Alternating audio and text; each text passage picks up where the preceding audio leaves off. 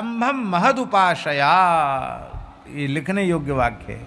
दंभ बहुत बुरी चीज है। दंभ, आसुरी संपत्ति में सबसे पहले दंभ का नाम लिया भगवान ने। दंभो दर्पोभिमानश्च क्रोधा पारुष्यमेव च, दंभ को सबसे पहले लिया। सारे विकार पकड़ में आ जाते, दंभ पकड़ में नहीं आता है। देखो कितना बारीक है। हम बैठे माला फेर रहे थे ऐसे, तब तक महाराज आ गए। ये तो ठीक है कि मेरुदंड सीधा करके ठीक से अच्छी मुद्रा में बैठ के जप करना चाहिए, तो ठीक है, पर आपके आने से हमने वैसा किया, दंभ हो गया है।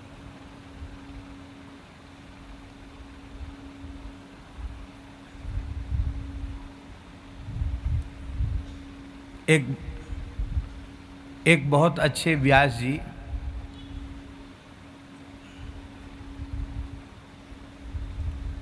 आठ 9 बजे तक सो रहे थे सवेरे।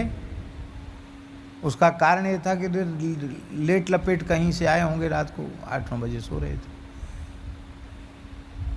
तब तक कोई मोटा भगत आ गया। वृंदावन की घटना सुना रहे हैं आपको। मोटा भगत आ गया तो विद्यार्थी को उन्होंने समझा दिया था कि ऐसी कोई परिस्थिति हो तो कह देना कि महाराज जी अभी तो भजन में हैं, ध्यान में हैं, जप कर रहे हैं, ध्यान समाधि में हैं। तो कह दिया अरे महाराज जी अब तक। बोले हाँ वो तो सोते ही बहुत कम है, रात को बहुत जल्दी जग जाते हैं, फिर भजन ही चलता है 8-9 बजे, तब तक लगातार बैठे। तब सुना हाँ और क्या। और भीतर गए तो तुरंत अरे बैठे हैं, कहते दर्शन करके जाएंगे, थोड़ी देर प्रतीक्षा करेंगे, चलो कोई बात नहीं। तो तुरंत जल्दी पल्दी नहाया धोया, नहा धो के चंदन करके माला लेके। अब संध्या वंध्या कुछ नहीं हुआ, नहाया भी कितने जल्दी होगा भगवान जाने। तो थोड़ा मुँह धो के तो चुपड़ लिया, वो थोड़ा तेल वेल जलना के। विद्यार्थी ने दूर से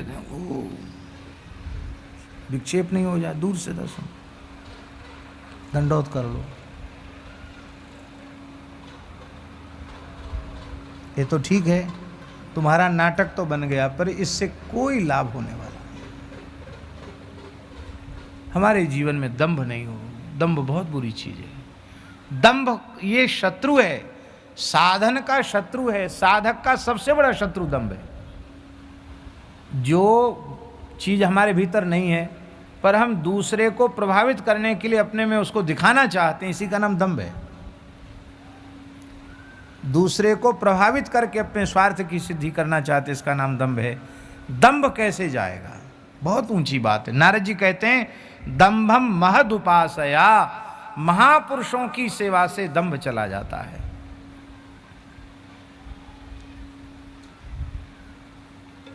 पूज्य बाबा ठाकुरदास जी महाराज कहते थे पूज्य सदगुरुदेव श्री भक्तमाली जी के बारे में, कि महाराज जी का वाक्य है ठोस काम दिखावा नहीं।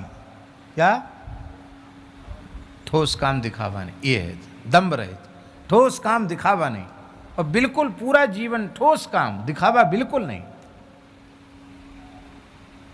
ऐसे महापुरुषों की निश्चल निष्कपट भाव से कोई सेवा करे महाराज जी जैसे संत की, उसके जीवन में दंभ नहीं रह जाएगा। और ऐसे महापुरुष के पास भी छल कपट पूर्वक रहेगा तो कुछ नहीं मिलेगा, छूछा रह जाएगा। महत्पुरुषों की सेवा से दंभ समाप्त हो जाता है।